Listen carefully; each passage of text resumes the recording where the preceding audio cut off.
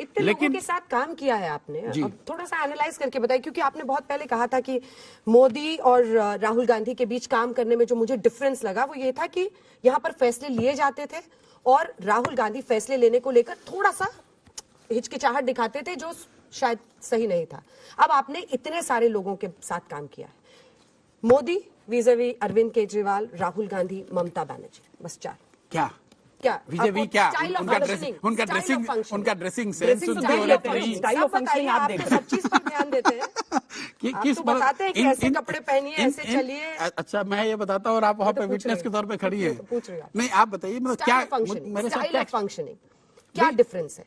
हर व्यक्ति अलग व्यक्ति है, उसको मैं क्या कंपैरिजन करूं? अगर आप किसी एक एस्पेक्ट पे बोलेंगे तभी मैं बता सकता हूं। जैसे प्रधानमंत्री नरेंद्र मोदी और ममता बनर्जी के स्टाइल ऑफ फंक्शनिंग में क्या अलग है? क्या, क्योंकि आपने दोनों के साथ काम किया, आपका सुझाव कौन ज्यादा आसानी से सुनता है? दोनों ही सुने। जब तक मैं काम कर रहा था जिनके साथ, तो दोनों ही सुनते हैं। ऐसी अमल में कौन ज्यादा तेजी से लाता है? दोनों जगह काम करने में मुझे कोई दिक्कत नहीं हुई। मैंने बंगाल में भी काम किया, मुझे कोई दिक्कत नहीं हुई। मैं जब बंगाल जा रहा था तो जब मैं बंगाल जा रहा था, कई लोगों ने कहा कि दीदी के साथ तो काम करना असंभव है, लेकिन मुझे 1.5 साल में उनके साथ काम करने में कोई दिक्कत नहीं हुई। उससे पहले जब मैंने कभी बकझक नहीं, कभी बकझक नहीं हुई, एक बार भी चैलेंज, एक बार भी नहीं, आज तक नहीं हुई दीदी के साथ। ये एब्सोल्यूट पावर आप देखते हैं, विद इन पावर। नहीं, इसमें एब्सोल्यूट पावर क्या है? मैं जिसके साथ मैंने काम ममता किया बनर्जी आपकी हर बात मान ले, ये तो किसी के लिए भी अकल्पनीय मैंने होगा। ये नहीं कहा कि वो मेरी बात, मैं जो कुछ भी मैं चाहता था वो करना, वो कर सका, और मेरी कोई उनसे बकझक किसी बात को लेकर हुई नहीं। अच्छा, 2024 में आप, बाकी पार्टियों का विकल्प अलग है, पर बीजेपी में, मतलब एक ऑनलुकर के तौर पर ही और अंदर में काम करने वाले व्यक्ति के तौर पर भी जो कर चुका है, नरेंद्र मोदी का वारिस किसे देख रहे हैं बीजेपी में आप? अब ये अमित शाह या योगी आदित्यनाथ? चर्चा बहुत होती है, एक भारतीय के तौर पर तो सोचते होंगे आप। देखिए, मुझे जो लगता है, मैं नाम पे तो नहीं जाऊंगा, लेकिन बीजेपी की जो लीडरशिप की ट्रेजेक्टरी है वो किसी भी समझदार व्यक्ति को दिखेगी कि उनके पास पहले वाजपेयी जी और आडवाणी जी का कॉम्बिनेशन था, फिर उन्होंने आडवाणी जी और मोदी जी का कॉम्बिनेशन बनाया है, फिर मान लीजिए कभी मोदी जी और शाह हैं, तो ये ट्रेजेक्टरी जो है वो धीरे धीरे आपको क्लियर होती जा रही है कि किस डायरेक्शन में जा रहा है।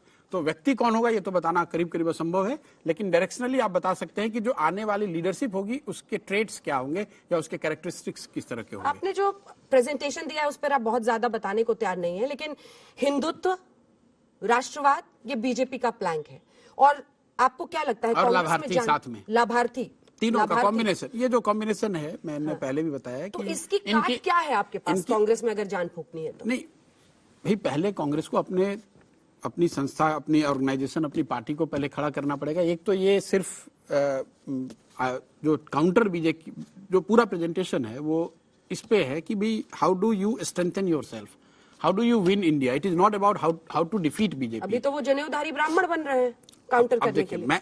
मैं आपको, आपने प्रेजेंटेशन की बात पूछी, मैंने ये बताया कि उसका पूरा जो स्वरूप है वो इस पर है कि आप इंडिया जीतेंगे कैसे, वो इस पर है ही नहीं कि आप बीजेपी को हराएंगे कैसे, क्योंकि मैं उस तरह से सोचता नहीं। अब आप क्या करेंगे फिर, अगर आप नेता नहीं बन पाए राष्ट्रीय राजनीति में, क्या करेंगे? क्या है ऑप्शन? क्या दिक्कत है? घर बैठेंगे, घर बैठ, अगर कुछ नहीं काम है तो घर बैठेंगे। प्रेजेंटेशन 1 साल से तो आप कांग्रेस के लिए तैयारी ही कर रहे थे ना। अरे भाई, मान लीजिए कि अगर आप कुछ प्रयास करते हैं वो नहीं होता है तो फिर सोचेंगे कुछ ना कुछ। कांग्रेस के लिए अभी भी दरवाजे खुले हैं या फिर नहीं खुले हैं, बंद हो गया हमेशा के लिए?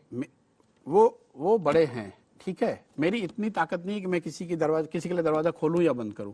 वो बुलाएंगे तो बात करेंगे।